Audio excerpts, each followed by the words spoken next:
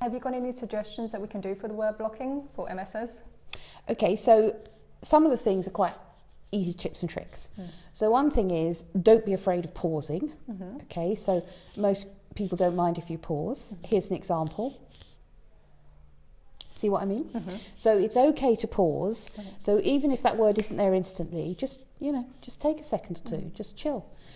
So that's one thing to do. Another thing to do is, if the word you want isn't exactly there, so supposing you're in the florist and you're trying to buy a chrysanthemum, and just that moment chrysanthemum isn't a word you can come off, you just don't try and find it, just say to the florist, I want the yellow one.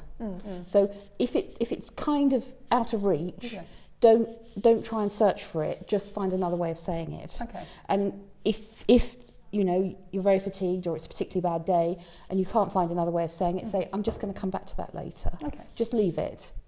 Rather than sort of feel embarrassed or so they're very easy things to do. Another thing you can do is, if you've got maybe a friend or a partner or a family member who knows that there are particular words that often sort of jam up for you, or jam up more than others, maybe names of relatives or that sort of thing, then there may be things you can do about remembering their names, little tricks and techniques to do with pictures and cartoons, which you can find stuff online about that, which so particularly families, lots of people don't like forgetting their family's names, their nieces, their nephews, their well, you're not old enough to have grandchildren, but you know what I'm saying.